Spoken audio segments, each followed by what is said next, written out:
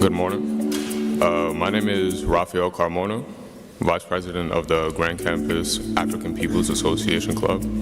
I had the pleasure of hearing today's Black History Month keynote speaker, Dr. Molefi Kete Asante, when I attended my first DAP conference in October of 2016. The DAP conference is a conference that is committed to the education and upliftment of African people through Afrocentric scholarship.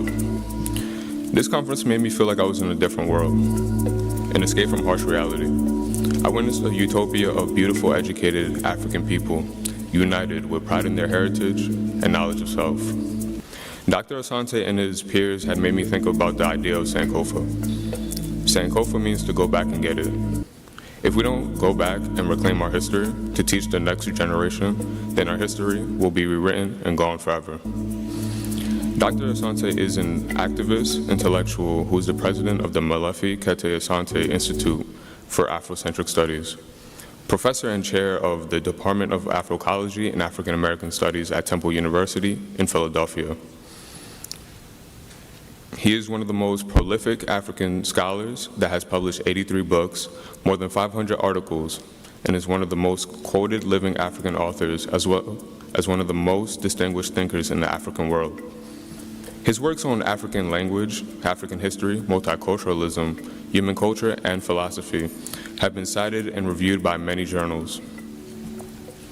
Dr. Asante has been recognized as one of the 10 most widely cited African scholars. He has been recognized as one of the most influential leaders in education. He received his PhD from UCLA at the age of 26 and was appointed a full professor position by SUNY Buffalo at the age of 30. At Temple University, he created the first PhD program in African American Studies in 1988. He is the founder of the theory of Afrocentricity, and he will share his knowledge of this theory with us. It is a pleasure and honor to introduce Dr. Asante to Suffolk County Community College. Good morning. Hotep. I know a lot of people now these days on social media have a different understanding of Hotep than the classical understanding, but we'll talk about that too. But I just want to say to Christy and to all of you who have made this possible on this Black History Month celebration that I'm very happy to be at Suffolk for this occasion. I'm always happy to come to colleges, to universities, and places where people think and reflect and open their minds to the possibility of a new world in which we have understanding, full understanding, as much as we can, of all of human realities. So it's good, and I want to just thank you. I want to thank Raphael for his introduction and also for citing the Sheikh Anta Diop Conference, DIOP. He is the greatest African intellectual of the 20th century. And yet, if you go to universities or colleges and you ask them to name 5 African intellectuals, you will find that most people cannot name 5 African intellectuals. Sheikh Anta Diop was Senegalese. He was a person who actually in 1973 took on the established historical order regarding the peopling of the continent of Africa. He's a major, major person, honored by UNESCO, by the United Nations during his lifetime. And I was fortunate as a young man to meet him and to learn from him. And so I have tried in my own life to carry out his mission of trying to teach African and African diasporan history and culture. And I just want to say a few words about that, and then I'll go directly into my PowerPoint. And I just also want to point out that my wife is here with me, and I'm so happy that she came up with me to Long Island to start this Black History Month celebration. Let me tell you something, tell you a story. I was born in Georgia. I grew up in Valdosta, Georgia, and in Nashville, Tennessee. And then I moved to Oklahoma, Texas, California, and then back east, beginning in Indiana, and then New York State, and now in Pennsylvania. And in between, I've spent time on the continent of Africa. I taught in Zimbabwe, and I did many other things. But all along the way, I thought always of the native peoples, the Native Americans, and I was thinking of them because as you travel throughout this country and you see how vast and beautiful it is, it always occurs to me there were people living here before the Europeans came and before the Africans came. Where is their history? Who are these people upon whose graves we walk? These are the things that struck me. I mean, and they still strike me. I mean, who looked at this river before I looked at it? 500 years ago, 1,000 years ago, they saw this stream. They saw the sea. Who are these people? And then it always brings me back to what I always say is a sort of a personal, collective story. It goes back and forth, personal and collective. Who are the Africans who are here? Where do they come from? What are their ethnic backgrounds? There were more than 100 different African nations that were brought to this country. Who are these people? And then when you ask students at all the universities, I did this at Harvard, I've done it at Yale, do this, name me 5 African ethnic groups that were brought to America. And they could hardly name one. And then if you ask, name me 5 European ethnic groups that came to America, they could name 35. Why is that? How could that be? That if you ask this question, I could tell you right off, the immigrants that came from Europe, Italian, Polish, English, French, German, Norwegian. But if I ask that question about Africans, I say, well, where do these people come from? And rarely do you get people who are able to say Wolof, Mandinka, Yoruba, Igbo, Asante, Fante, Ga, Ewe. That's who Africans in the diaspora are. But even Africans do not know that. So what's the problem? It's education. It's how you're educated, what you're acculturated to, what you hear every day. The African people who came to America, to the slave trade, and even if we came here before the slave trade, we came from nations that had their own language, their concepts of the divine and the sacred, their doctrines of knowledge and metallurgy. These were nations. So when you ask that question, and then you think of all the Africans in the diaspora, because the diaspora is large. It is a diaspora that you can say from Canada to the Africans came to Canada, to the US, to the more than 400 villages in Mexico that are African villages. Most people forget about Mexico's African heritage, but after all, Mexico is in the Americas. The slave trade was through all the Americas. You think about what they call Central America, Nicaragua, Bluefields area, Costa Rica, the Limon area,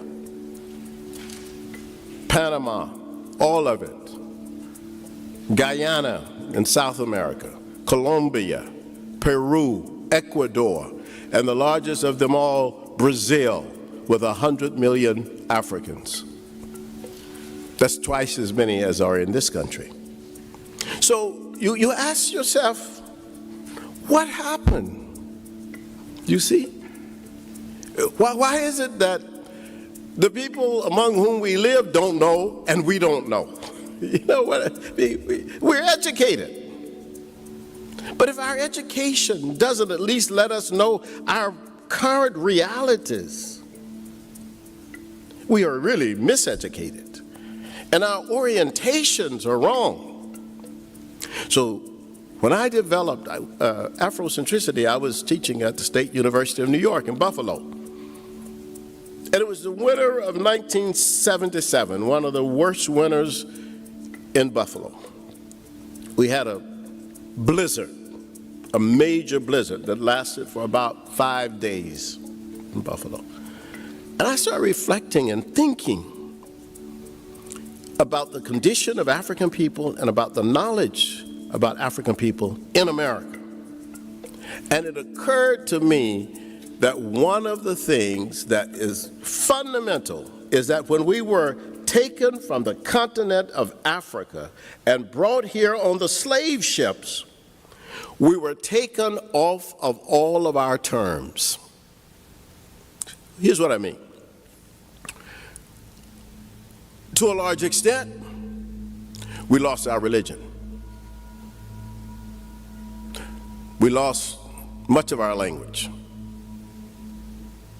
We lost much of the knowledge that had accrued on the continent of Africa for thousands of years. We lost our connection with ancestry. We were taken totally off of turn. We even lost our concept of what was beautiful and what was good, because we saw so much that was not good and not beautiful. And we could not really understand what had happened to us. That's the reality of the African experience, not just in the United States, in the Americas. And I've traveled throughout all these countries. It's the same situation. I gave a speech like this last year or 2 years ago in Medellin, Colombia. It's the same with the black people in Medellin, or with black people in Cali or Buenaventura in Colombia. Colombia is 30% black, African. And you have the same issue that I'm talking about. The moving of African people off of their terms and the placing us fundamentally, almost without a voice, on European terms. And then you ask me, what's wrong with black students, or what's wrong with black people sometimes, or what's wrong with the way other people see us? It's disorientation, misorientation, being out of place, dispossessed of knowledge, of contact with information, and so forth. So what I proposed that came out in the book in 1980, I proposed that African people in America and throughout the world, because I later discovered that on the African continent, many of the people have the same problem we have: dislocation, psychological, cultural dislocation, spiritual dislocation, aesthetic dislocation. But here's the solution to that. It is the acceptance of Africans as African people who are centered in their own historical narratives. So we put ourselves in our own narrative. We're not marginals to the European experience or anybody else's experience. We are ourselves a historical people. And our agency, it may be unrevealed to a lot of people, concealed from some others, is profound. And yet, we fight against agency reduction formations all the time. It's a term I get from the scholar Michael Tillotson. Agency reduction formations that always confront African people who try to get off of the plantation and to be independent or liberated. You always have people to stop you, to push you back. If you say, look, we should have a Black Studies program at this college, someone would say, no, we don't need a Black Studies program. Agency reduction, always, because the idea is to maintain African people in a position of dislocation. So, Afrocentricity.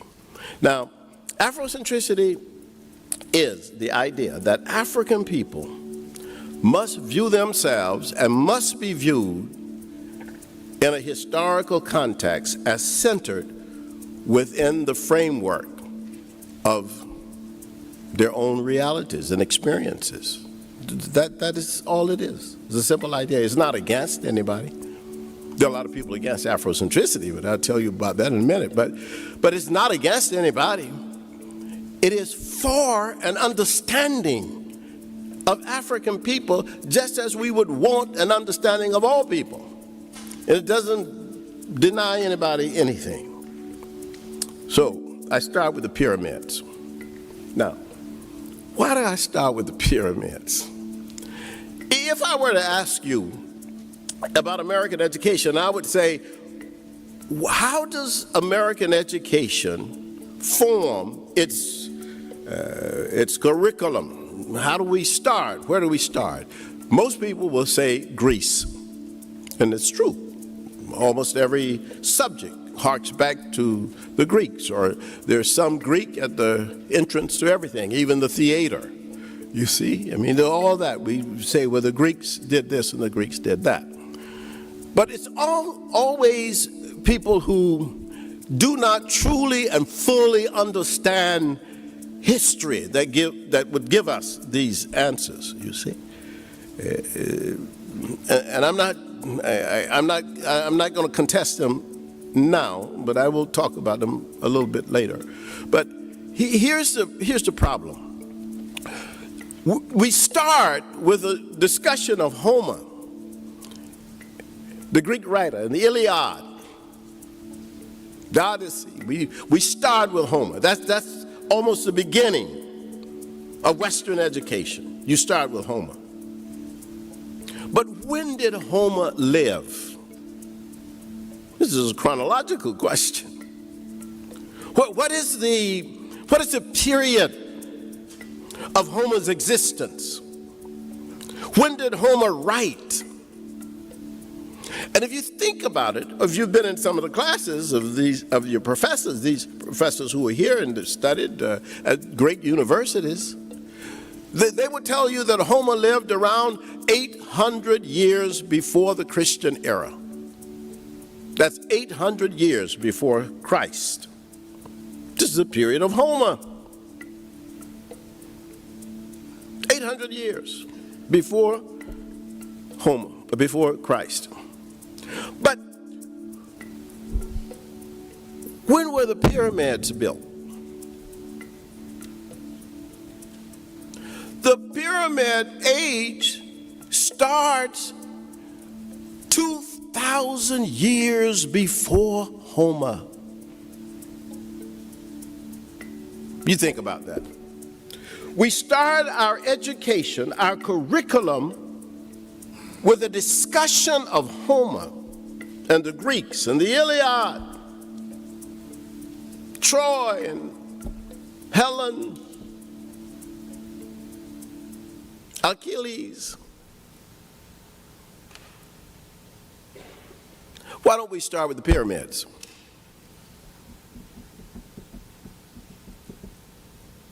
The pyramids have far more value in terms of human knowledge and human exploration and capability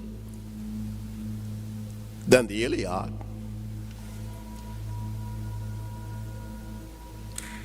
So Africans have been moved off of terms completely. In fact, the whole world has been moved off of terms by Western exclusive ideologies.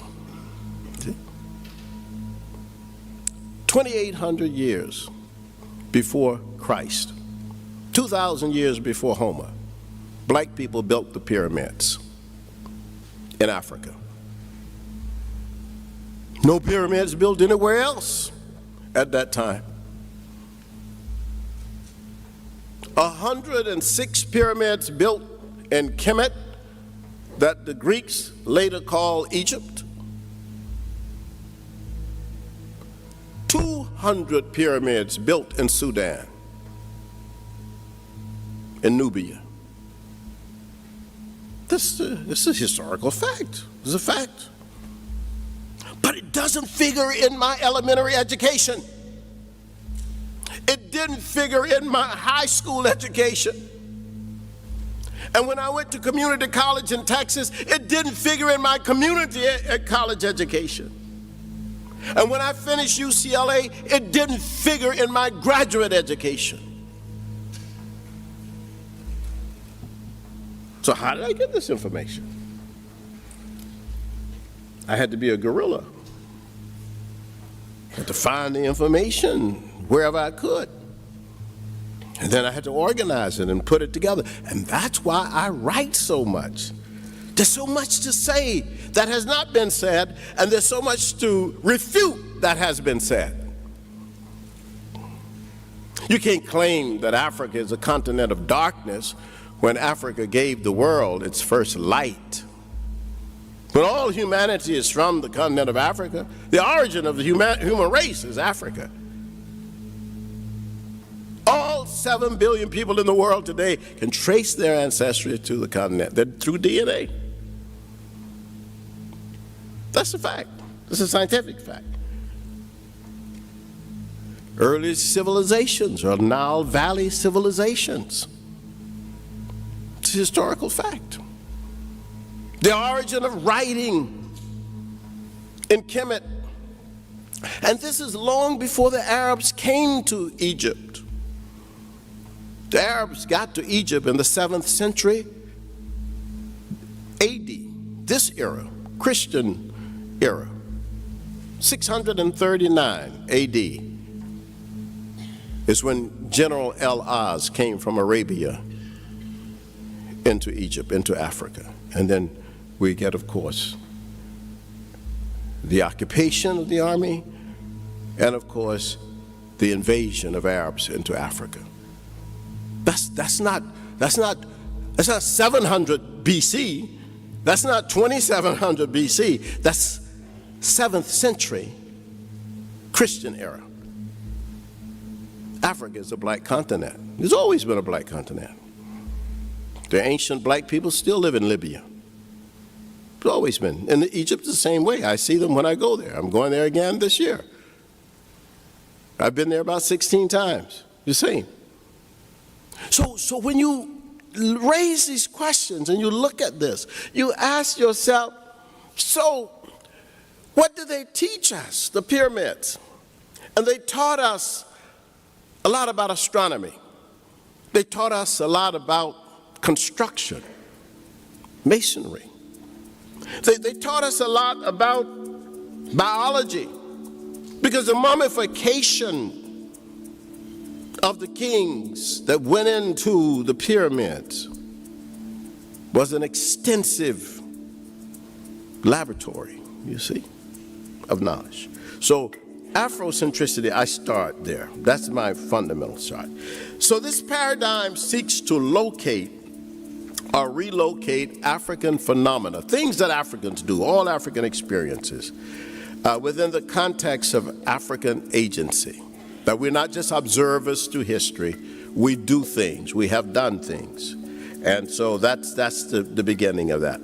And I raise a question that some of you may have know this name, York.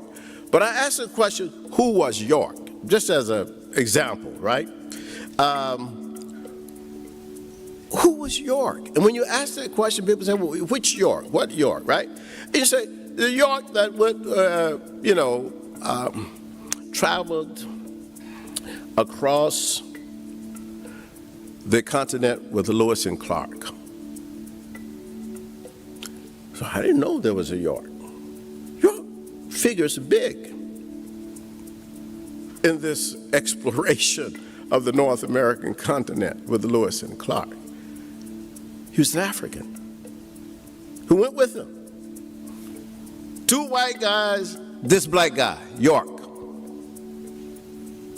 The Afrocentrists asked the question, why has York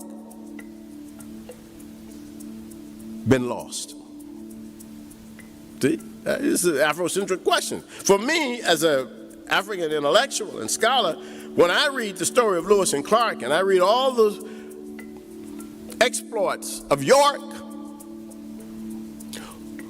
who obviously either could not write or did not write, but Lewis and Clark, they wrote. They wrote about how York saved them from a bear, how York was an intermediary with the native peoples, how York learned the language of the natives as they traveled throughout North America. And so, as an Afrocentric intellectual, my question is, where is the agency of York? But the only way I find his agency, since he did not write, is through what the white people wrote about him. But if they wrote about him, I want to see that emerge. You see? So, in our PhD program at Temple University, which is the first PhD program in Africology and African American Studies, these are the kind of questions that we ask our students to explore. What is it? What did York do? What's his response to his reality? What did African people say when the founders met in Philadelphia for the Declaration of Independence and the Constitutional Convention? You know what I'm talking about? Here are this group of white guys sitting in this room in Constitutional Hall or Independence Hall, and they are having these discussions. But the people who were cooking for them, the people who were driving the wagons, the buggies for them, the black people who were the enslaved people that Jefferson held in bondage, or that Washington held in bondage. What were they thinking about what was going on? What did they say to themselves about Mr. Jefferson or the brutality of George Washington? That's an Afrocentric question. You see? You see how we explore? That's the meaning of this notion of Afrocentric inquiry. We have students from all over the world come to Temple just to study the Afrocentric technique. They come from Bangladesh, they come from Germany, they come from Holland, they come from China, Japan, and many African countries. Because we don't want to study African American history from a European point of view. We want to understand what African people thought. And what did they write? What did they say? How do you get to their experiences? That's Afrocentric. So why should people be scared of that? This is a funny question. Like, wait a minute. Why? What's the problem here?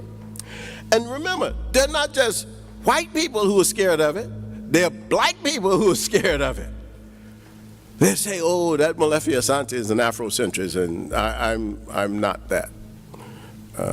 I go to church on Sundays, and my parents told me not to even listen to that black stuff. There are black people like that.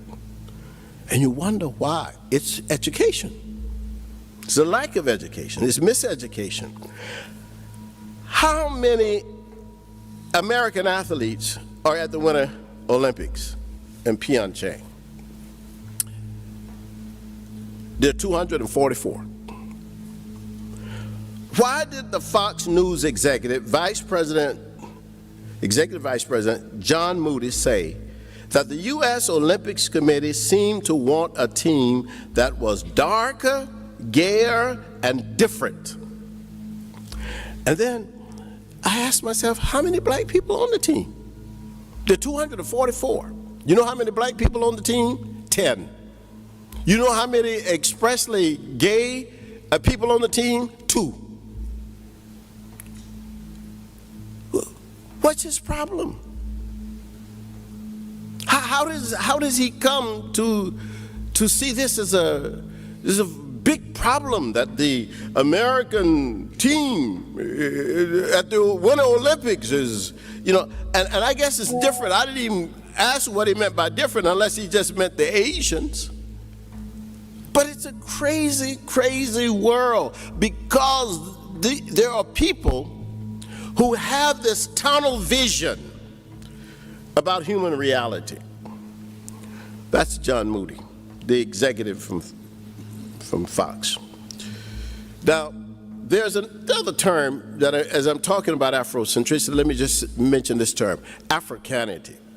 Africanity is different from Afrocentricity. Africanity is, it would be fashions. I'm wearing an African shirt, for example. That's an I would say Africanity. The way I wear my hair may be African style. That's Africanity.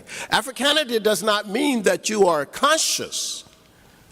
Sometimes you're not conscious. Sometimes people wear African clothes and stuff. That doesn't mean they're conscious of anything about their history or culture. Sometimes it is an expression of it, right? So how do you separate it? Afrocentricity is a conscious understanding of the role that African people play now and have played in history. It's a conscious thing. Because people can live on the continent of Africa itself and not be Afrocentric. Just by living in Africa doesn't make you Afrocentric. You can be a colonized African living in Nigeria. You can be a disoriented African living in Kenya. And I taught in Zimbabwe, and I met many disoriented and dislocated Africans living in Zimbabwe. So that place has, in terms of location, geographical, has nothing to do with it. Eurocentricity is a perspective that asserts a particular idea as universal. This is seen in many cultural and political and scientific developments. It creates insanity in Africans who seek to join this model. People like Judge Clarence Thomas, Marina da Silva, Clarence Walker, and so on. Now, let me just tell you what I mean by this. There should be nothing wrong with Eurocentricity because European people should have ideas, examples, concepts that come out of the European experience. And they do. They should. That's normal. It's a cultural thing. It's the way we develop and so forth. However, what has happened to Eurocentricity is that it has become, in many respects, an imposition on everybody else as if it is the only way to look at the world. This imposition is an ethnocentric idea. It's an idea that valorizes the European experience above all other experiences and claims, maybe not overtly, but in its actions, that it is universal. That's the way white people do things right. The way other people do things wrong. That is taking all the space to cover all the grounds. This is the way it should be done. Why do you do it that way in China? This is the way it should be done. Why do you do it that way in India? This is the way it should be done. Why do you do it that way in Africa? This is the way it should be done. You see? So what has happened is that many people, particularly who have been dominated or who live in a society where they don't have control or power, they accept that as reality. That is a universal thing. European experience is universal. However the Europeans say it, then that is what should be done. This is seen in almost everything. Let me just raise this question with you. Do you imagine that the Africans who built the civilizations along the Nile River never named the stars? Then you ask the question, why are all the names now given by Europeans? Didn't the Africans have a way of naming the days of the week? Then why we get them European, you see? So the Afrocentrist says, wait a minute, there were Chinese scientists who did fireworks long before Europe. Who elevates the Chinese? At least in this notion of Western universalism, it is that is our fundamental issue and problem, you see. So how do you grapple with that in an intellectual way? This is what the Afrocentric is about. Our main assumptions are these, and I'll be quick. I don't know what time I have. I have time. I'm sure, Christy, you would tell me what time. Give me about 5 or 10 minutes to wind down, huh? Okay. African cultures have certain common elements, and I'll just do these quickly. Ancestral reverence, burial of the dead, extensive greeting behavior, xenophilia, loving of strangers. This is African cultural form. Wherever you go on the continent, it's the same. Whether you're white, black, Arab, Asian, you go on the continent, we greet you. That is the African continental value. It's a value that if a person has been traveling, you give them water. That is an African, all over the continent. No difference. Throughout the continent of Africa, you have the same sense of humanity, that we are, in fact, all of human society. African origin of humanity and civilization, that's another assumption we make. All economic events are related to culture and location. That's another assumption we make. And Afrocentricity is itself a fundamental critique of domination. That's what it is. And I think that the element of it as a critique of Eurocentricity and any other imposition on African people is itself a contribution to human knowledge. Classical cultures are always examples. I always tell people that for Europe, Greece and Rome are key civilizations. For Asia, China and India are key civilizations. These civilizations open the door to other civilizations in that region. And for Africa, Egypt, Nubia, and Ethiopia opened the door to all African civilization. If you ask anything, whether you ask about language or greetings or whatever, if I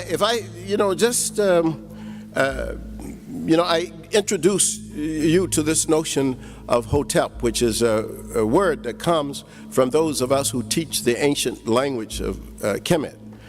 We teach the language of Kemet, and Hotep is a greeting. It's just a form of greeting. And it's just like you would say shalom or assalamu alaikum. We say Hotep. It's a fundamental African greeting. It's an old greeting. And it means to be at peace or to be satisfied. It comes in a variation of names of the deities, like Amenhotep, which was the name of a king, you see, or Ptahhotep, which was the name of an ancient philosopher. So all these are, so this is a part of that culture that, in a sense, we have recovered by digging deeper than what we were taught when we were students. And now we have students getting PhDs who understand this. And it's a very powerful, liberating force. So Egypt and Nubia and Ethiopia are to Africa as Greece and Rome are to Europe. That is a way to sort of structure this in your mind and to ask questions about classical Africa, which is the cradle of African and world civilization. Orientation to data and agency. Let me just tell you basically what this means. This means that facts and information and data, that's important, but that's not so much what I'm talking about. I'm talking about how do we orient ourselves toward these facts, toward that information, toward that data. Let me give you just one fact. We know that there is an ocean on the eastern side of the continent of Africa. It's called the Indian Ocean. We know that there is an ocean on the western side of Africa. It's called the Atlantic Ocean. Question is, how do they get those names?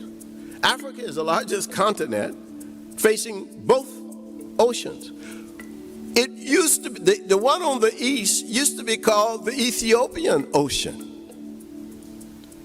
That was what it was called, the Ethiopian. There's some old maps that still have that. But the Africans always understood the one on the west as the ocean of a Biberman. That was, so how do we get these different realities? How is it that Africans are moved off of their terms? Now they can't speak from their terms. You see? So that is the question. So what is the African agency in any situation? What is our condition now and so forth? The meaning of this is discovering the centered place of the African in literature and history and psychology, which we call saku, in religion. Location is the metaphor of analysis. So, for example, someone asked me, can a white person teach African American history? I said, it depends on where the white person is coming from. Where is he located? If you're located in a place where you understand that African people ought to be given primacy in their own historical narrative, then yes, a white person can teach it. But if you're going to try to teach African American history from a Eurocentric standpoint, then what's going to happen is that you're going to valorize most often European history. And that's not what African history ought to be. I should not pick up a book on African history and read, for example, that David Livingstone was the greatest person who ever lived in Southern Africa. That doesn't make sense. But there are history books that do that. So that's the problem. So how do you change that? You change that by demonstrating the tremendous heroics and values and activities of the people who lived in that region, you see? How we can be trapped by language and symbols. When you hear someone say universal man, that's a problem. It's not just a problem Afrocentrically, but it's a problem of gender, but it's a big problem. When someone talks about the foundations of the Middle Ages, and this is one of the things that struck me sitting in my classes in college. People talk about the Middle Ages as if that nothing was going on in Africa. Can you imagine? You're hearing these discussions as an African student about the knights and, and all this stuff, and you're saying, wait, this is the 1400s. What's going on in Africa? Yeah, absolutely, right, of course. We know that, right? So that means, I don't know whether you got that at the Suffolk, or you may have got it somewhere else, but you got it right. It's true. You say, wait a minute. I'm sitting in this class, and this European-oriented professor, maybe black or white, is teaching me about the Middle Ages as if there are no other Middle Ages. That is crazy. You have to ask yourself, and that's where the insanity comes from. Black people say, oh, wait a minute, I know there's something going on in Africa. I don't know what it is, but there must be something going on somewhere else in the world, right? That's where the Afrocentric idea comes in. It says, wait a minute, there are things going on in Asia in the 1400s. I mean, China is not just sitting over there doing nothing. Neither is India, you know. So what we ask, and this is why, in a sense, I see this as a powerful way to try to understand reality, is to open up our minds to knowledge so that we all understand that we all bring things to the table of humanity. There's not just one plate on the table. There are many plates that can be put, but we must allow them. So when we say modern language departments, what do we mean by that? Every modern language department that I know of has never had an African language in it. They don't teach Zulu, they don't teach Yoruba, they don't teach Swahili, they don't teach Wolof, Hausa. We said, well, why do you call this a modern language department? That's a question to me. And I raised this question to deans, to professors. They can't explain it. Well, we don't teach that, but, we just teach German, Spanish, French. But we modern language, you see. So this is the issue. World great books. I'm not going to go through that. You know about the whole notion of canons. Ballet, the classical dance. Ballet is European classical dance. The other classical dances. The Kete, my middle name, Kete, is a classical dance of the Asante people of Ghana. Kete. So now here's the situation. So Europe takes all the space by saying, well, we got classical dance. Everybody else, you got folk dances. That's not correct. All people have dances and art forms that they feel could be emulated by other people. That's what classical means. But it is not for people to assume that that what we call ballet is the only classical dance, and that the Japanese don't have classical dance or the Chinese don't have classical dance. How can you assume that? How can you make that kind of statement? But this is the grabbing of everything. The obligatory point of entry for whites in movies, with the exception perhaps of the Black Panther, but we'll see that when it comes out. Okay, now, location and position. We can never be sure that our place is secure unless we're self-choosing. This is for African people. African people must be able to, at least in a class, take a class on mathematics. The first calculator in the world was an African calculator. 48,000 years ago, the Africans in Swazi, the Swazi people, created the Limbombo bone calculator. 28,000 years ago, another African people, the Ishonge people of Congo, created the Ishongo bone calculator. This is mathematical history. But I'm sitting in the class as an African student. I don't know Ishonge. I don't know Swazi. My teacher obviously doesn't know it. So I'm sitting up in there as if I have to go get something which is already a part of my heritage. That's crazy. That's where you get insanity. You see? That's crazy. Because we don't know. That's why you've been shut out away from that, okay? But knowing the concept of place helps us to determine argument, logic, and so forth. Elements of place, I don't have time to go through these: history, mythology, ethos, and motif. Afrocentricity is an orientation to data, like Marxist theory, deconstruction theory, development theory, or post-colonial theory. It is not data itself, it's an orientation to data, how you look at it. It's a perspective on it, you see. And I always say this: who criticizes Afrocentricity? Some white scholars. They say, well, it's anti-white. Some black scholars, they say it's all about Africa, not about America. Some liberals, they say it's too collective. It's not individual enough. Most Marxists, they say it's about culture and it's not about class. All conservatives, they say it's radical. It's going to destroy our value system. All reactionaries, they say it's too progressive because we need to go back to the status quo ante. And then all black conservatives, they say it's separatist. And they say it's separatist because their location most often is inside the Eurocentric framework, and they cannot imagine that African people could be off of the plantation.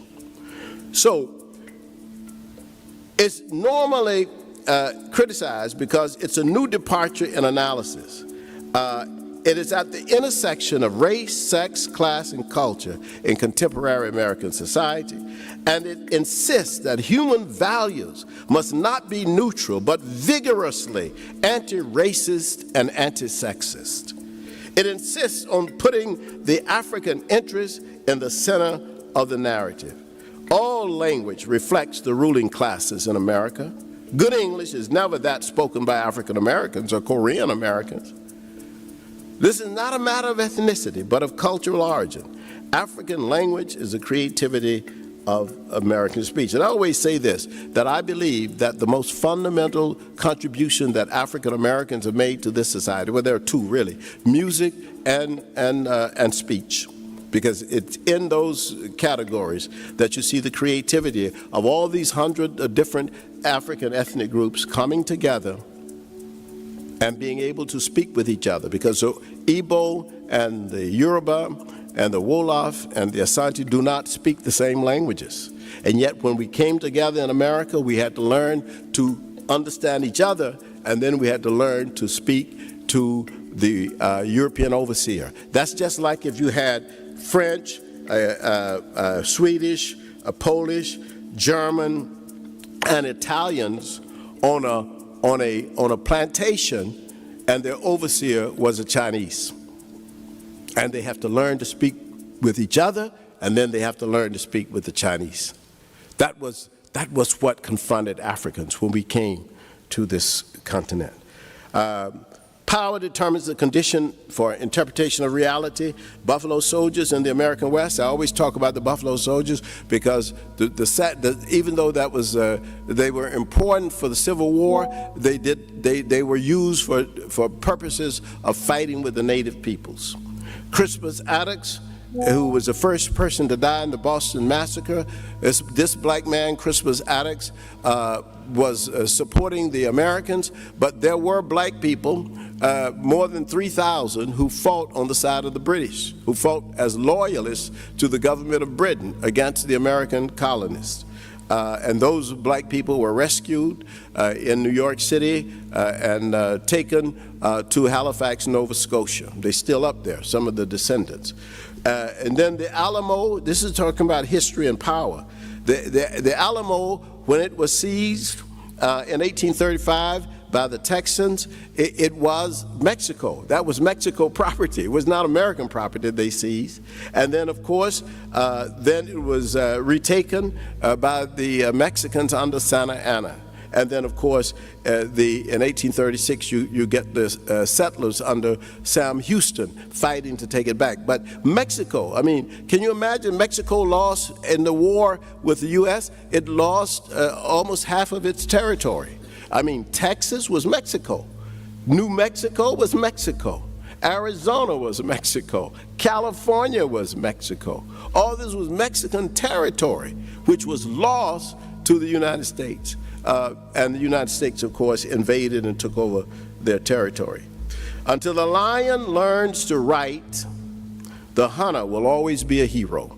That is the lesson of Afrocentricity. Thank you very much. I appreciate it.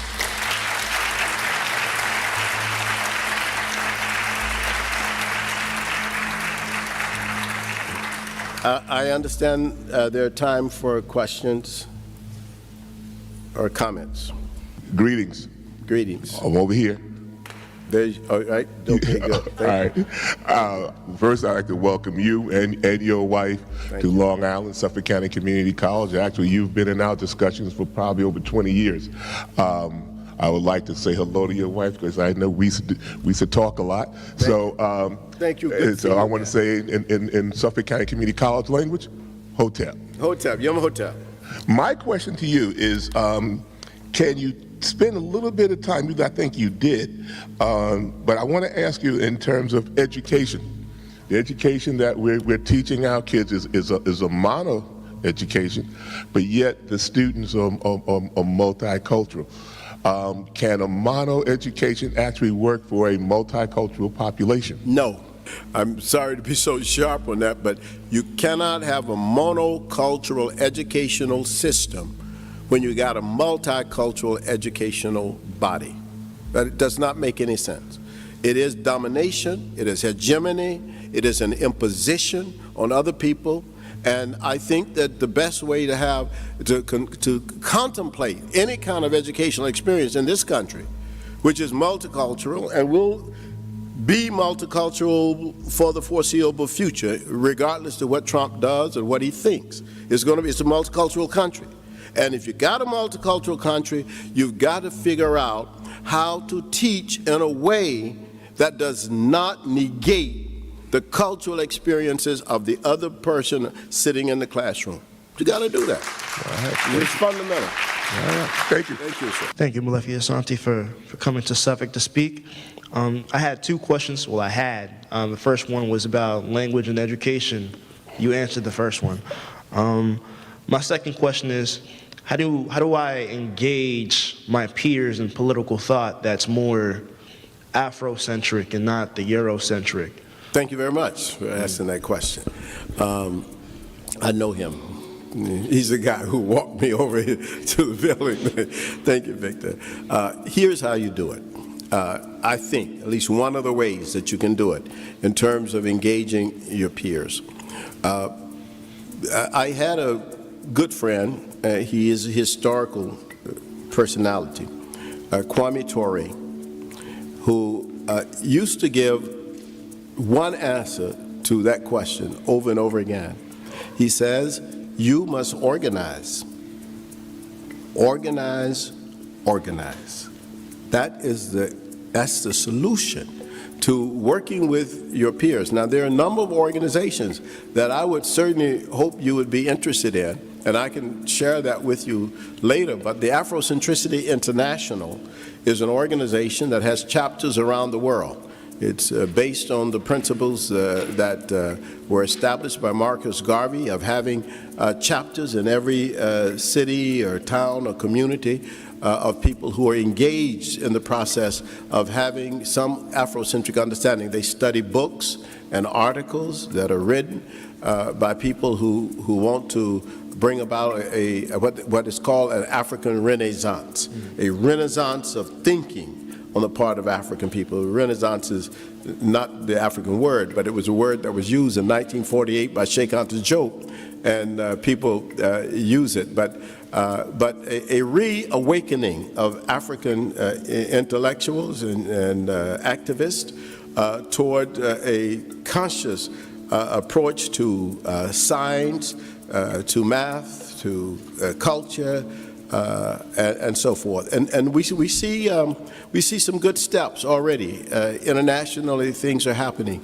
The African nations, for example, have just decided to have a common market throughout the continent where they're going to lower tariffs for all the nations. They're going to try to get rid of visas. You're traveling between South Africa and Ghana. Why should you need a visa and so forth? Yeah, like the African passports? Pardon? Like and just one passport, Africa. It would be Africa. You have a passport for Africa. That's a continent where you can put the U.S., the 48 states of the U.S. can go inside Africa 4 times. That's how big it is. It's a massive continent. And so people are finally and the biggest intellectual movement is Afrocentricity, by the way, in Africa. I mean, I'm a university professor at the University of South Africa as a professor extraordinarius, where I read dissertations and do work for them. And South Africa is probably the leading Afrocentric thinking nation in Africa, because they're thinking after so many years of apartheid, you know, what have our ancestors said? Because the white minority government gave them the impression black people never thought of anything. So now they're recovering all this information and knowledge and so on. And I think in Black American, African American community, it's happening. It's happening in Jamaica, in the Caribbean.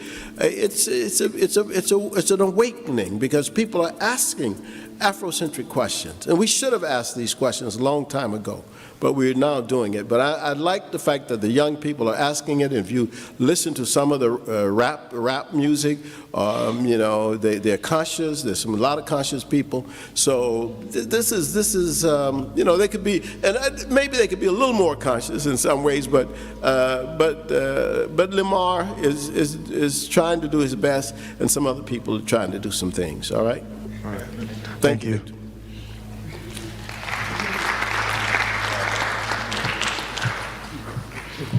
Hi.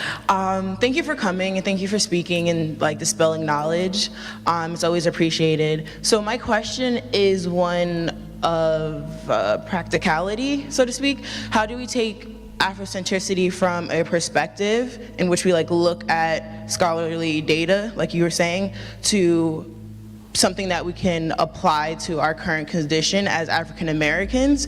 You mentioned Africa a lot, whether it be the advancements that we brought forth like to the world, or what we've done for culture, all these like really interesting and like meaningful facts, but what do we do with those as young African American, Black American, whatever we want to classify ourselves as, Very good. Especially in like an academic sense? And you, in a more practical sense. Yes. Yeah. So like when we were bringing forth a suggestion to bring African or Black studies to campus, like last year, it wasn't received well because people didn't see the practical use for such an education. Like, if you cannot be a skilled worker with this education, why is it needed? So maybe if you can speak on that and see. That's a good question. Thank you. Very good question. Thank you very much for that question.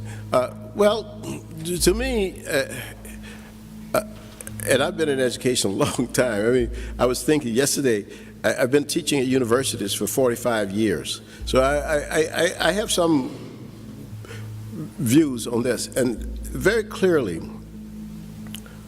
the most practical education at the undergraduate level is an education that you are passionate about. That's number one. Number two, if a person asks that question, what can you do with it?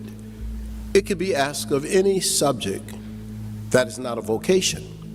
In other words, so I'm taking political science. So what can I do with it?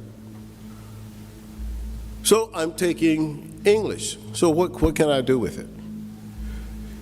Anything anyone can do with any degree that is not a vocation, where you actually learn a skill like speech therapy or engineering, you can do with African American studies.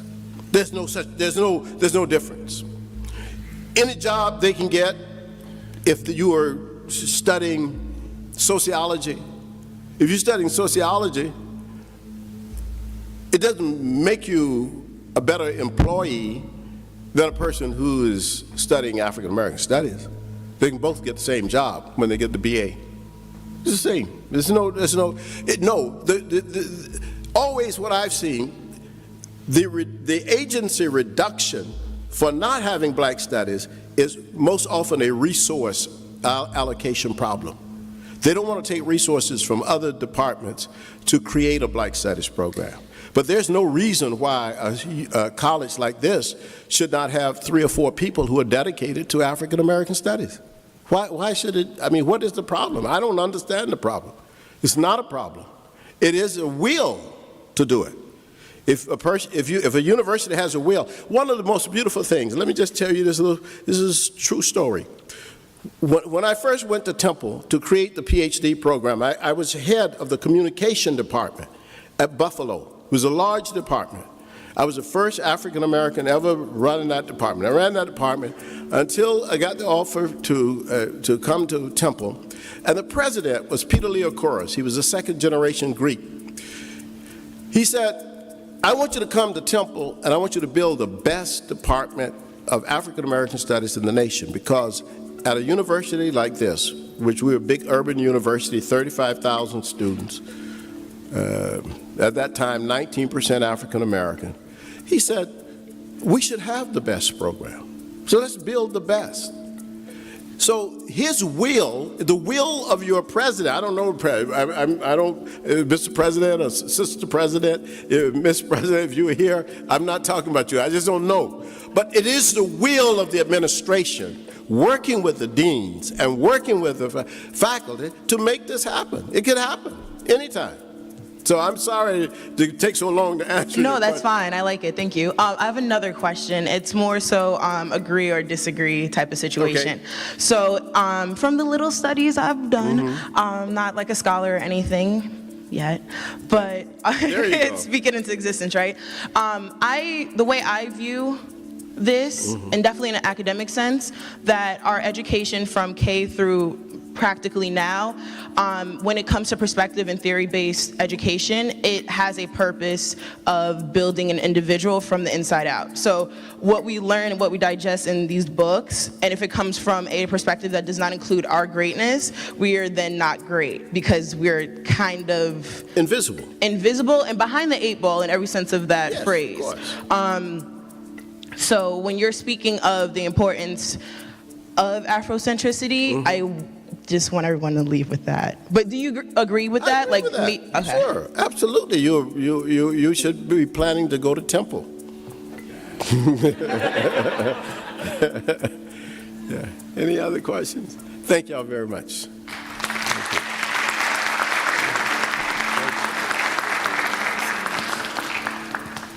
Thank you, everybody, so much. Thank you, Dr. Asante, for speaking with us today about Afrocentricity.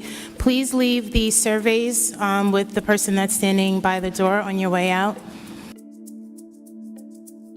Greetings and welcome to the movement with Kemet Shockley and Kofi Niles. Thank you for joining us. And world-renowned professor of Africology at Temple University. Dr. Asante is known for being the pioneering scholar and thinker who gave the term Afrocentricity its substance. Dr. Asante, welcome to the movement. Thank you very much. I'm really delighted to be on the movement. Dr. Asante, I want to start off with 2 questions. Question number 1, what is Afrocentricity? And number 2, what do you want the world to know about Black people? For the first question, it is rather simple. Afrocentricity is a theoretical idea that suggests that African people must view the world from the standpoint of Africans being subjects of our own historical narratives. In fact, we must understand that we have been marginalized, we have been put on the periphery of Europe for most of the time that we have been in the encounter with the West. So part of Afrocentricity's theoretical idea is that for every phenomenon that we examine, we must interrogate that phenomenon with the question, what is the role or the centrality of African people in this particular adventure? So Afrocentricity is theory, but it is also practice. There are people, of course, who are engaged in the practice of applying Afrocentricity to their own lives, trying to center their education of their children, to center their own values in the historical ground of Africa itself. So Afrocentricity is simply us recentering ourselves in the midst of our own historical realities. And the second question that you asked, what do I want people to know about Black people? Wow, that's a very powerful question. I mean, number one, we are the mothers and fathers of human civilization. There is no civilization without Africans. In fact, the origin of the human race is on the African continent. And even if you talk about hominins who existed before Homo sapiens, all hominins trace back to Africa. So you could be talking about Sahelanthropus chadensis. Then we go back to Chad. We talk about Ramidus, and we go back to Ethiopia. Or you can talk about the Kenyan origins of hominids as well. But in terms of Homo sapiens, we know from not just archaeological information, but also from biological information, that all human beings who live on the earth today, nearly 8 billion human beings, have the DNA that comes from one African woman who lived in East Africa between 200,000 and 300,000 years ago. So the first thing to know about Africa and Black people is that before 70,000 years ago, everybody in the world was black. And the reason everybody in the world was black before 70,000 years ago was because we had not migrated out of the continent of Africa. It's the migration out of the continent of Africa that gave the world its differentiation. So that's the first thing. Well, that's a sort of a basic kind of thing. Yeah, I'm just thinking, with that history and being the first people on the planet, why do you think Afrocentricity as a concept hasn't yet penetrated the mainstream black community? One of the real problems that we have is miseducation. And we are educated in a system that has, in many senses, made the doctrine of race an iconic part of Western civilization, and I call it the racial ladder. This racial ladder has become a major part of what has happened in our society, because we're sort of stuck into dealing with the construction of Europe of this notion of racial hierarchy, where you have white people at the top, sort of Nordic Aryans, and then the so-called Alpines and Mediterraneans, and down to the First Nations and the Africans at the bottom. That ladder itself, of course, is fake. You're talking about a falsification. It's one of the principal falsifications of human knowledge and one of the key falsifications of history. So what we have to do, I think, in order to allow Afrocentricity to penetrate the minds and the communities of the African people, is we have to take down as much as we can this racial ladder, because the racial ladder makes no sense in the first place. There were differences between human beings, even on the continent of Africa, where we originated. Those differences, whether they became after a few hundred or 1,000 years, differences in complexion or differences in languages or dress, those differences were never equated with differences in terms of intelligence, or differences in terms of industry, or different in terms of the hierarchy of people in relationship to the supernatural. I mean, we didn't, Africans saw difference, but we didn't make any claim to difference. It wasn't that you saw a person who had a different dress than yours, or a different complexion than yours, that you made a determination that that person was less than you or greater than you. That was not an African way. So basically what we're in a Eurocentric way of viewing reality, which makes it very difficult for African people, even the best of us in the most progressive sense, to get ourselves out of this. This is a box that the scholar Nadav has spoken of as the one that in a way boxes us into race and doesn't allow us to see ourselves as humanity. Because when we see each other as humanity, and we're human beings, then all of these so-called intersectionalities, they fall away. I mean, I don't care. You're just a human being as far as I'm concerned. And if I treat you as a human being, as I see you as a human being, if I relate to you as a human being, then all those other issues do not matter. One of the things I think about, things happening contemporarily. Right now in mainstream U.S. society, we have overt white supremacy, a regular and normalized killing of black people in large and small cities, a deep anti-black sentiment. From an Afrocentric perspective, why are we experiencing that? Well, from an Afrocentric point of view, it's a part of the insanity of the nation. And the reason why I say insanity of the nation, because it's not sane. There's no reason for it. There are no reasonable actions that have been taken against white people, for example, in this society by black people, that would demand that white people react to black people the way they do. I mean, I have no way to say it other than it's unreasonable. And if it's unreasonable, it's a part of the insanity that exists. I mean, black people, have black people attack white people for any other reason? The only thing you can think of is a sense of guilt. That's the only reason I think of it, because of the deep guilt that white people may suffer from 246 years of enslaving African people in bondage and working African people to build the very economic base of the American society. Then you may have people who resent that. But there's no, black people are not haters.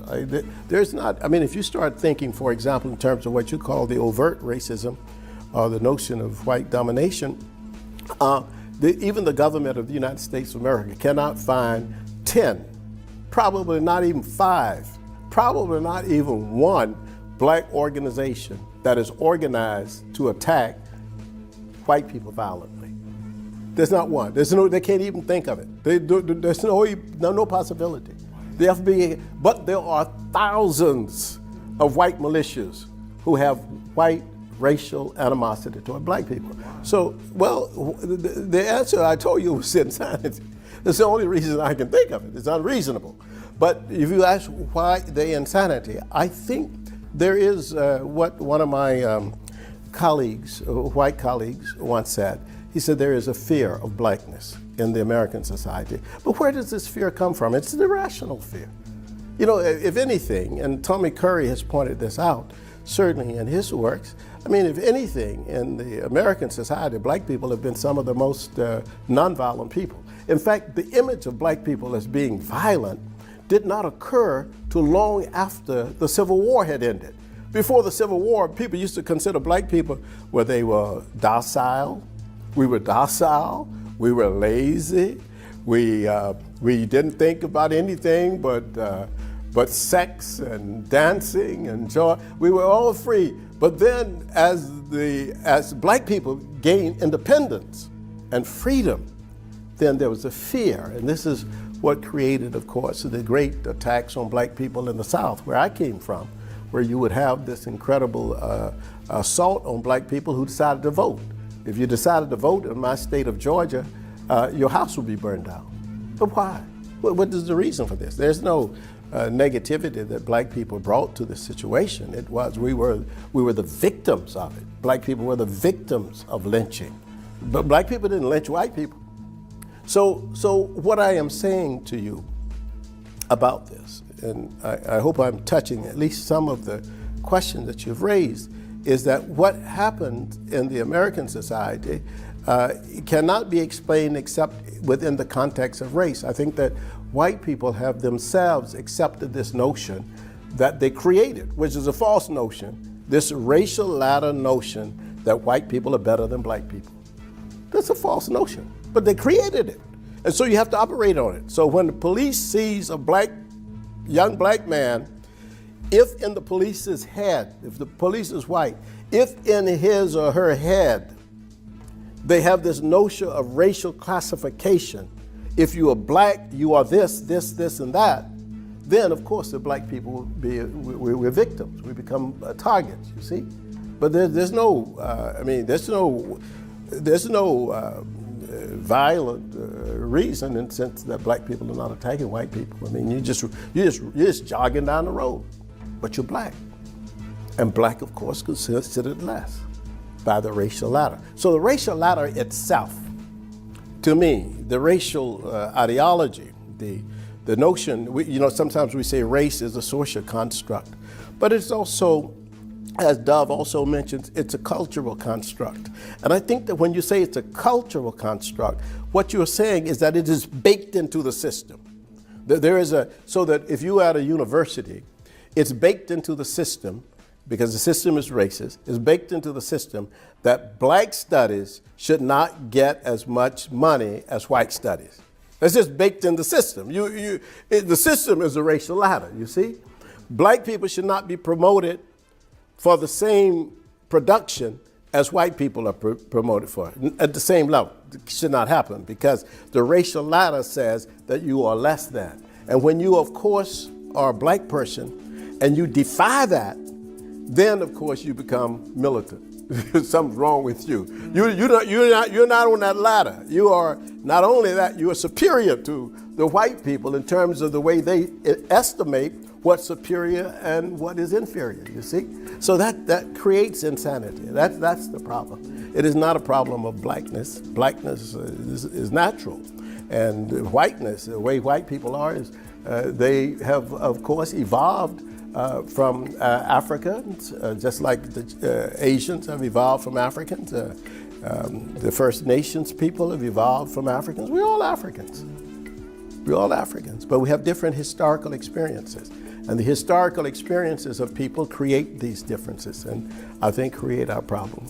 Okay. So with all this, and if I'm looking at, particularly our young people in our communities, and they're listening and wondering, well, how is Afrocentricity, how is this kind of thinking going to address my daily problems with race and with everything else that I face?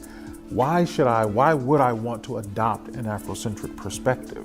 Well, if, for example, you're asking yourself the question, what is the concept of beauty? If you are an African person, you're asking that question, it would seem to me that you would interrogate your own history first. But if you live in a society with this notion of this racial ladder, then you always see yourself in a negative light. So Afrocentricity allows you to see yourself as a subject, not as an object, not as a victim, but as a subject who can create and develop and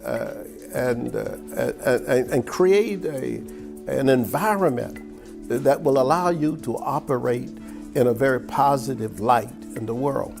And I think that any African person who lives in Africa or in America or in Europe or anywhere in the Americas or Caribbean, I think the African person must first of all see whether or not we have in our own imaginations this notion of the hierarchy of races, and whether or not we have adopted the ladder, the racial ladder that white people have developed. And I think that we have to a large degree. That's why black people, I think, to a large degree, I think black people who, when they want to reflect on religion, they think of a white Jesus. Why do they think of a white Jesus? They're black. So what is that about? That's about the racial ladder. That's about that whole notion that has been developed by Europe to put Europe in a position of patriarchy and hierarchy at the top levels, you see. So that's the fundamental reaction of a black person whose mind has been captured by this racial ladder. How to get out of the racial ladder is through Afrocentricity, you see, because Afrocentricity allows you not to think of Europe as the highest civilization, which it is not, but which Europe believes and which Europe has aggressively imposed on the rest of the world. So there are many people around the world who believe that European civilization is the beginning of civilization, is Europe. Greece, Rome, the beginning of civilization. When these were young civilizations to African civilization, they're not as old as Nubia or Egypt. They're not as profound in the history of the world. That really, rather than to talk about Homer, for example, as being someone who started this discussion of myth, and the first thing a child should learn in any school, and this has nothing to do with race, they should learn history correctly, that the person who built the first pyramid, Imhotep, is the most important person in human history. That's the first thing they should learn. If a child goes to elementary school, they should learn about Imhotep. But I guarantee you that most Americans, black or white, or Asian, or Latinx, do not know the name of Imhotep. But that's insane. That's part of the insanity. Why is that? Why is that? Imhotep lived 2,200 years before Homer.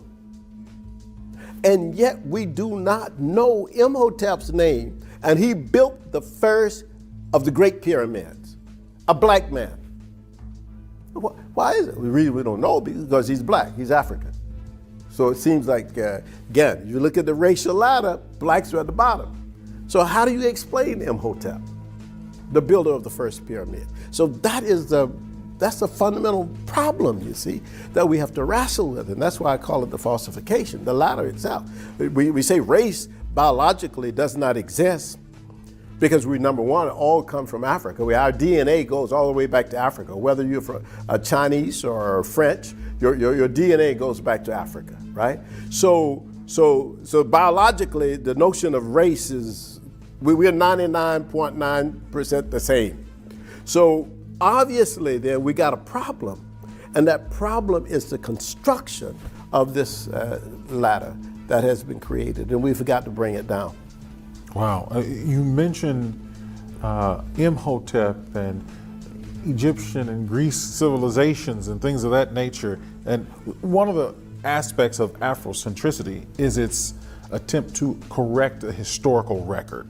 However, there has been some backlash against Afrocentric claims. I wanted to ask you to take a look at a brief clip of Mary Lefkowitz speaking on Afrocentrism and philosophy and get your response. What is Afrocentrism?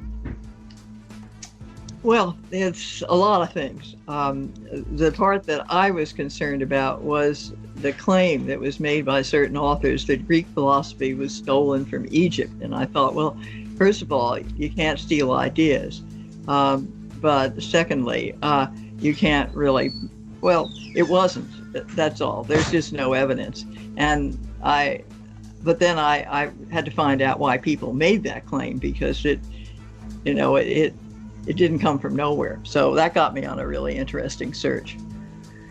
Right, but it is true that the Greeks did look to the Egyptians every once in a while, right? I mean, Plato talks about myths and all that coming from the Egyptians and so on, right? Absolutely. No, they learned a lot from Egypt, and they were actually had colonies in Egypt. They were trading colonies. They were kept pretty separate, but they were kind of there. So they were in a position to learn something about Egypt. And Herodotus, the great historian, went to Egypt, and they respected Egypt greatly. Dr. Asante, your response to Mary Lefkowitz's claim that Greek philosophy was not stolen from Egypt? Well, thank you very much for that question, too. I debated Mary Lefkowitz 3 times, the last time at the Smithsonian. Let me just say that in this particular clip, I heard something that was very strange, where she said that ideas cannot be stolen. Well, then we shouldn't even have laws against or rules against plagiarism. I mean, the whole idea is that you can steal ideas. And there were many ideas that were taken from Kemet, from Egypt, by Greek writers and Greek authors that were not acknowledged in some cases as being Egyptian. And I don't know what you can call that except stolen. However, there were some Greeks who recognized that these were stolen ideas, and Herodotus, she mentioned the name of Herodotus. Herodotus writes about this in his book, Histories, particularly in Book 2, which is, if you get a chance, read Book 2, and you will find that he says the names of the Greek gods came from Egypt, from Africa. He talks about all of the ideas, all concepts, many of them that came to Greeks from Egypt. But not only that, but she says that philosophy cannot be attributed to Egypt or to Africa. Well, that's not true either, because the first Greek philosopher was a man by the name of Thales. And Thales, actually, who lived around 600 BC, Thales, this Greek writer and author, studied in Egypt. And not only did he study in Egypt, but he recommended to a young man by the name of Pythagoras that Pythagoras, if you want to learn about philosophy, you too must go to Egypt. And what Pythagoras do? He went and spent more than 20 years in Egypt studying with the priests at the temples. And he didn't even create his theorem until he left Africa. So this is how you get people into sort of this unreal situation. I mean, attribute to Africa what Africa has done. don't try to take away from Africa. The earliest philosopher we know of is the man by the name of Imhotep. The second one is Ptah-hotep. But we also know there were other philosophers, Dwarf, Merikari, Amenemhat, Amenemope, Amenhotep, the son of Hapu. Akhenaten himself was considered a philosopher. All these philosophers lived 700 or 800 years before the first Greek philosopher. So you can't claim that philosophy somehow grew up in Greece. It didn't. And they know that. The people like Mary Lefkowitz knew that. In fact, she said to me once at the debate in the Smithsonian when we had that debate, she said to me, Molefi, she got up, she was the first speaker. She got up and said, Molefi, everybody knows that, the ancient Egyptians were black. And because we had had two debates before that in which she had denied it. But now she wanted to try to cut my feet off before I got up. I said, Mary, I wish you had known that before we had the last two debates, because you wouldn't be making this claim now. But the argument is that they could not understand how Africa could produce the world's first architectural constructions that just really wiped out to everybody. If you see the pyramids, you see the temples, you see the tombs, and you ask yourself the question, how could this be in Africa? It's only in the African continent. It's not in the European continent. Look at this. The Parthenon that they point to in Greece comes around 5th century BC. The pyramids, they started around 2700 BC, almost 2,200 years before the Parthenon. So we don't there shouldn't be a debate about that. There's no question about that. And I think Mary Lefkowitz probably gave a lot of hope to the people who had created the European notion of racial hierarchy, because her book was called Not Out of Africa. Well, of course, we know now, not only is philosophy out of Africa, but human civilization is out of Africa. And not only human civilization, but human beings, Homo sapiens, are out of Africa. Can you help us better understand the relationship between miseducation, the racial hierarchy, and the ways that black children understand who they are? Yeah, I think those are interrelated terms. I thank you very much for that question. I think they're interrelated in a significant way. At the core of that problem, again, it goes back to this notion that somehow Africa is not a part of human history. And this was the old notion that was given by maybe the greatest European intellectual of all times, with the exception perhaps of Plato, whose name was Hegel. And he argued that Africa was no part of human history. And so that is part of what the curriculum, the K through 12 curriculum, has embraced, this notion that if Africa exists, it only exists in relationship to Europe. That is the conquest of the British, the conquest of the French, the Portuguese, the Spaniards. So then we could talk about Africa, but we can't talk about Africa of its own because it doesn't exist. It is totally outside of this notion of human history. So that, of course, is a false notion as well. And so in kindergarten or first grade or second grade, when the little African child raises questions about himself or herself, and they're wanting to know something about history, the teacher doesn't know, because the teacher hasn't been educated in the university about Africa either. So the teacher doesn't know. In fact, if the child comes from a family that is able to give that child some information about history and about Africa, then the child is looked at as being an agitator for even raising that question in an elementary class. The teacher said, wait a minute, where you get that information from? You see? So it is a catch-22 type of situation, that you are in this box, but how do you break out of this box so that you now are able to see human history for what it is? and for all of the diversity that exists in human history, to also see that the identity of the African child rests upon false notions that have been given by a bad educational system. I mean, if you were taught, I mean, say for example, you were a person who happened to have been born in China, but you are of Portuguese background. If you've been born in China and you went to only Chinese schools and you learn only Chinese concepts and ideas, and you learn nothing about the Portuguese ideas, ultimately at some point you will almost see yourself through the same eyes as a Chinese person. You wouldn't see yourself as a Portuguese because there's no information, no knowledge. You would probably sit in class as a child and wonder, well, what about my history?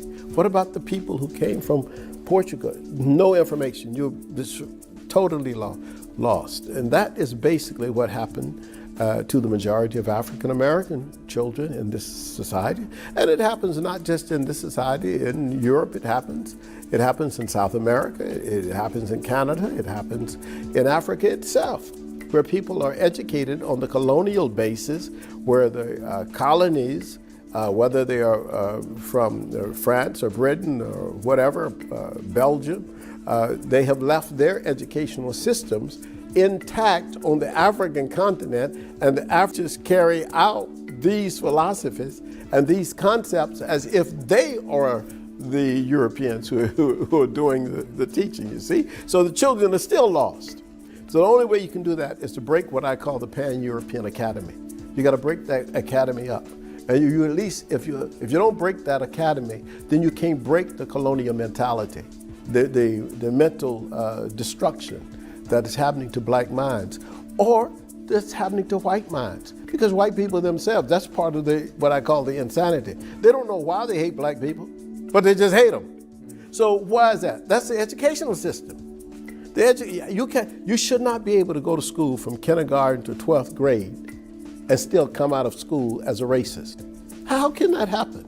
If you are reasonable and you have reasonable instruction and an understanding of the world, when you finish education, you should come out of that experience with a whole different way of looking at reality and human beings. So our children are victims of the curriculum, and as many of our greatest thinkers and writers have always said, have become not only victims, but we become purveyors of the same knowledge and the same information. And you mentioned Pan-European Academy. Can you help us understand what is the Pan-European Academy? Well, I go back to Carter Woodson, to Du Bois, as well, to John Henry Clark, Asa Hilliard, Frere Rivers, many thinkers about this, Amma Mazama even, on this as an Afrocentric paradigm. What the and Chenwezu, who gave really the term, what this refers to is that wherever you are in the world where Europe has been, there is a particular set of facts that Europe provides to the rest of the world. So if you live in Australia, the set of facts that you get in Australia are basically the same set of facts that you get in Nigeria, or that you get in Britain, or you get wherever in France. For example, I just give you just as a hint. Who is the greatest writer who ever lived? Shakespeare. Oh, wait a minute. As I said to a person when they say, how many African writers do you know? I don't know any. Well, how you gonna come up with a statement that Shakespeare is the greatest writer? You can only do that because it's part of the Pan-European Academy. There are a certain group of stars that you have to know and that you have to say, yes, this is true. So again, so whether you're black or Chinese or Aboriginal, Australian, this is a set of facts that the Pan-European Academy gives you. And you have to figure out how you want to deal with this academy, you see? And not only does it have facts like that, but it also has concepts and ideas, so that you get the idea that, for example, that socialism is something that came from Europeans. You don't have but Marx may have given us this notion of socialism. Wait a minute. Africans were the first who came up with the concept of socialism. You see what I mean? So what about an Afrocentric socialism? It doesn't have to be a Marxist socialism, you see? I just learned that today, you know? Many things like that. You got to be able to think, and that's how you think. When you start thinking, you say, oh, wow, I see this. So my reaction is to use an expression that the old H. Rap Brown used to say, question everything. If the European says it, question it. Because otherwise you'll be wrong. You don't know what, if they say that, look, Plato is the first philosopher, you have to say, oh, now let me ask whether or not, were there any Chinese philosophers before? Were there any Persian philosophers before? Were there any Ethiopian philosophers? You got to raise the question. You cannot accept the European Academy as going to be something that will tell us the truth. Because the idea is about how to keep us at a level that is considered inferior. Is it safe to say that the things that many of our young people are learning in college classrooms, that they should question all of that information as being tainted with European or Eurocentricity? Should they question all of their knowledge, even if it's in the STEM fields, regardless of what they're learning? I think that's a good question. No, too, because I think that, no, it's not just social sciences or social studies. No, you have to question also things that are in technology and the things that are given to us that come from what we consider to be more technical or scientific fields. But I think that they are probably less problematic than the social studies and social sciences area. And the reason for that is because those are facts that we can check. Those people who say, well, okay, we know, yes, it's true that Eurocentricity is bad and that it's not true that everything has its start in Europe, but the response shouldn't be that we're going to turn around and now say everything came from Africa. And what we want to do now, instead of doing that, is let's just start over as one human family now. Now let's be human family, as opposed to you running off with this whole African thing. You know, how do you respond to that? Well, I think there's some logic in that. I mean, I don't. Afrocentricity is not about making the world in terms of everything African. That should never be in the Afrocentrist mind. The Afrocentrist mind, you remember one of the things I have always said is that Afrocentricity is about us seeing all phenomena from the standpoint of African people as being subjects in the realities that we have. But it's not that all knowledge came out of Africa. That's not true. That cannot be argued. But what can be argued is that the earliest knowledge of human civilization was African, and that the first people to look at the stars and give them names were Africans. The first people to cross a river or a stream were Africans. They had to be, because Homo sapiens spent about 2/3 of the life of Homo sapiens in Africa. Homo sapiens didn't leave Africa till 70,000 years ago. So where were these human beings? They were all on the continent of Africa. So that's where we worked out all these things, what was edible and what was not. What is the best way to capture a lion? You know, I mean, whatever, all that stuff was worked out in Africa. And so those skills we bring with us, whether we migrate from East Africa to Southern Africa, because we migrated throughout Africa. Sometimes people think that all Homo sapiens left Africa, but that's not true. Homo sapiens remained in Africa, but some went to other parts of the world. And by migrating to other parts of the world, Homo sapiens brought the knowledge that they had acquired in Africa with them, whether they went to Europe or Arabia or India, wherever they went, you see, or Australia, which is one of the furthest away that Africans went, was to Australia. So that's the reality of the fact. So I would think that we wouldn't want to say that there's a difference, and I should point this out, between what we call Afrocentricity and what I see as Eurocentricity. Eurocentricity is the idea of imposing a particular European or particular cultural expression, whether that involves patriarchy or hierarchy with it, onto the world as if it is universal. In other words, taking the European experience, the particular experience of Europe, and saying Europe's philosophy, Europe's art, Europe's dance, all of this is universal. When you say that and you put that on the world, that's a problem. I don't think any Afrocentrist is saying that. No Afrocentrist that I know of is saying, look, take the African way and put it and say it encompasses everything, it is universal. No, I'm not saying that. I say that the origin of civilization and the origin of humanity, that's universal. But in terms of how history and politics and economics, how these things have worked out over the lives of people, create, in many ways, their own autobiographies. So, and that's fine, and we can deal with that. And we can wrestle with these different autobiographies of human beings. But we cannot necessarily ever make the same mistake that Europe made, to take the idea of Europe and to impose it on everybody else, as if when you say ballet, you say that's classical dance.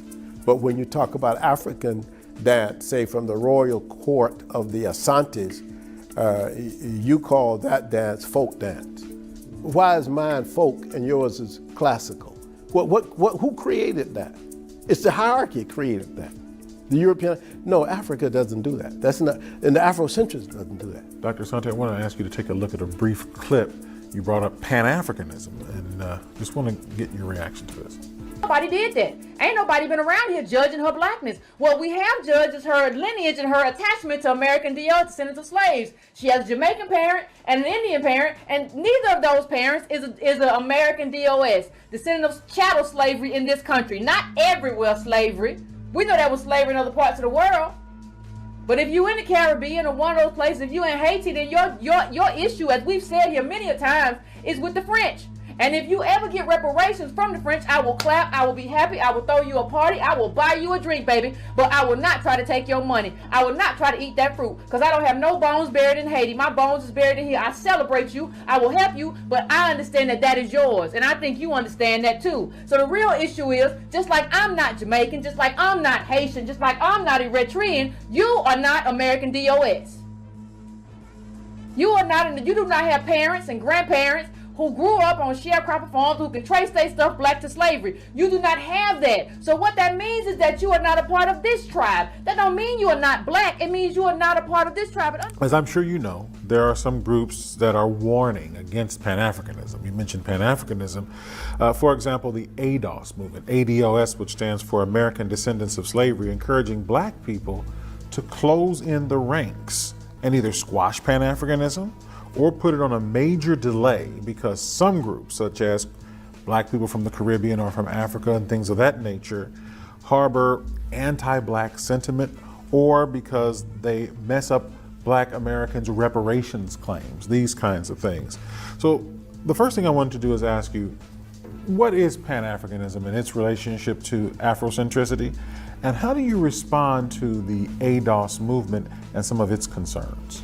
Pan-Africanism is a very old, in fact, is probably one of the most significant political and intellectual movements in the African world. And it's a movement toward the unity of African people. And this unity is based fundamentally on similar cultural experiences, resistance to oppression, and also the belief that in order for African people to advance in any society, we must have a fundamental relationship to our ancestors. So it's a ancestral political connection that is based fundamentally on African people advancing economically, politically, socially, and culturally in a world that is made up of nearly 2 or 3 billion African people. And in terms of its relationship to Afrocentricity, Afrocentrists have always said that to give Pan-Africanism its energy, it has to be based on an Afrocentric idea. That is, that African people must first of all have a consciousness of Africa itself, and they must see themselves as subjects who are capable and able of actually determining their own future. So having an Afrocentric theoretical or philosophical direction will spur a Pan-African movement. If you don't have an Afrocentric orientation, then Pan-Africanism simply becomes, to me, a propaganda call, but certainly something without substance. To give it substance, you must have an Afrocentric theory. And then there were some concerns, ADOS. The ADOS movement I consider a very tangent. It's a tangent. There are many political tangents in the African world. This is one, and in many ways it is quite reactionary. And it's reactionary because, in effect, the argument that ADOS makes about the American descendants of slavery is the same argument that white people can make in terms of their notion of reparations. Probably more than half of the white people in America now could say, well, you know, I had nothing to do with that we are not a part of that. That in fact, you asking for reparations by using my tax dollars, and my people didn't come here till 1880. Or my people didn't come here like Trump's people didn't come here to the 1900s. So, I mean, what does this have to do with anything? No, the notion, two notions here.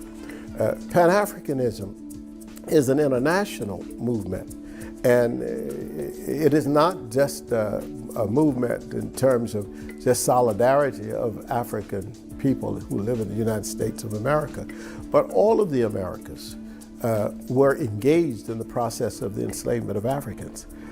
And whether you're from Jamaica or Haiti or Colombia or Brazil or the United States, as a person of African descent, all of us were involved in, we were victims of that enslavement. And in effect, the person who claims that the Jamaican is not an African American, but the Jamaican has been here for several generations, is making a really false claim, because who knows, the same person, she may very well have come from the same village in Nigeria as the Jamaican. You may come from the same village in Ghana as a brother or sister in Colombia, or as a brother or sister in Brazil, because the slavers, when they were enslaving African people, got people, and they didn't drop us all off sometimes at the same place. People were dropped in Cuba. The blacks who live in Cuba, who would to say that they shouldn't have reparations if now they've been living in the United States? The African American population is the most quintessential American population. We have people who are African Ethiopians, who are African Nigerians, African Jamaicans, African Haitians. We have the African American population. In terms of what you're talking about, African descendants of slavery, we all have been victimized in one way or the other. And I think that the victimage of Africans in the Western world is common, and there's a solidarity in that.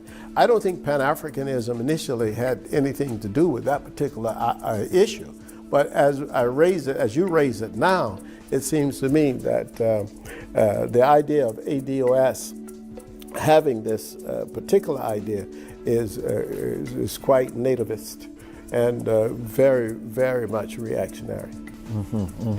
And then, do you think that this is the time when people of African descent should be thinking about repatriation, or do you think that maybe we should try some other strategy? Well, African Americans have always thought about repatriation. In fact, there are thousands of African Americans who live in Africa right now. I mean, Ghana has a whole coastline of that's been settled by Africans from the United States. And Jamaica and South Africa has a large portion of Johannesburg, parts of Johannesburg, settled by African Americans.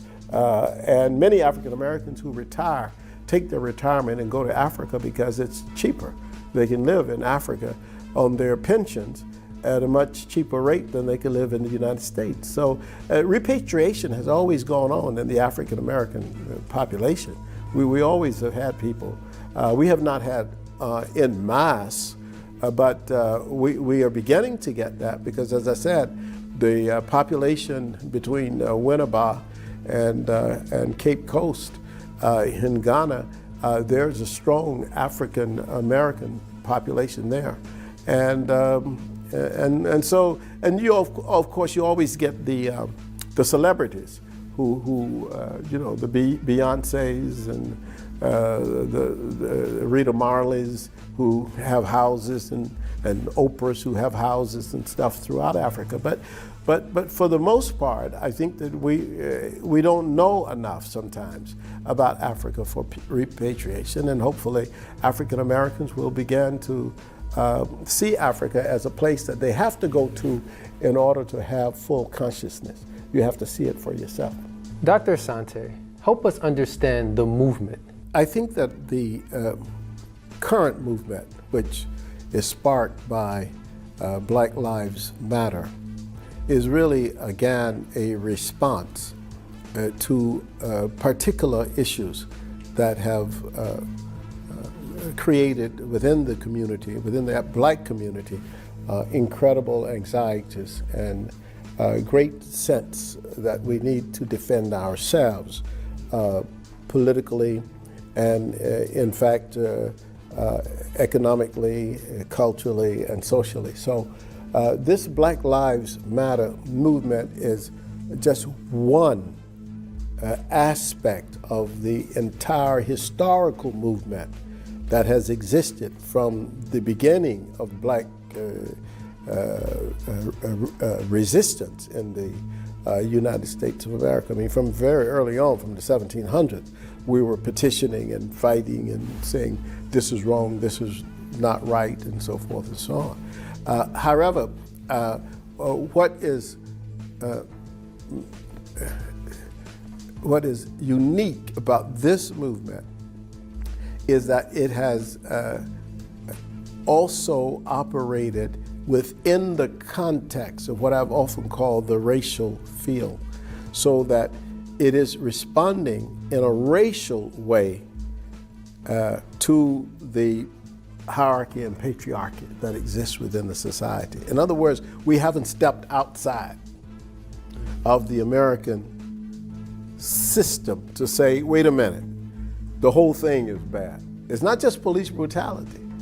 Police brutality, even if we solve police brutality tomorrow or today, there will rise up something else that we have to deal with. So the question is, do we have a movement that treats every particular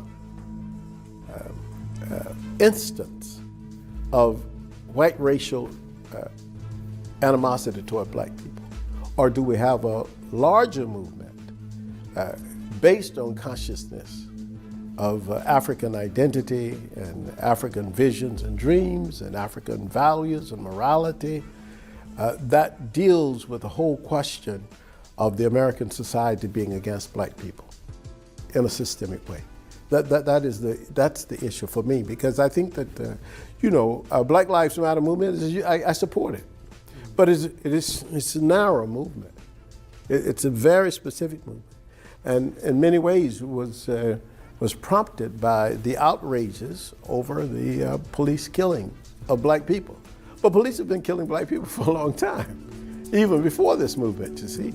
And when police stop killing black people for just being black, then we're going to have to deal with the fact that the banking system is opposed to giving loans to black people. And in understanding that, what is the relationship between your work and the movement? Well, I'm just a part of the movement. I'm not.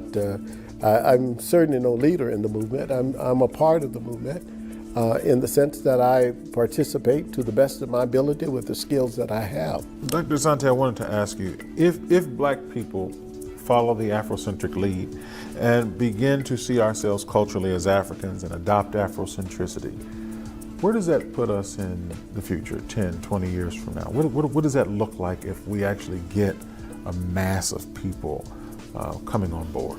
It puts us in a wonderful place of being self-determining people, believing ultimately on the principles that are derived from our most ancient ancestors, particularly around concepts of spirituality and concepts of culture, ritual, and myth that allows people to grow in a humane way and to be humane to other people.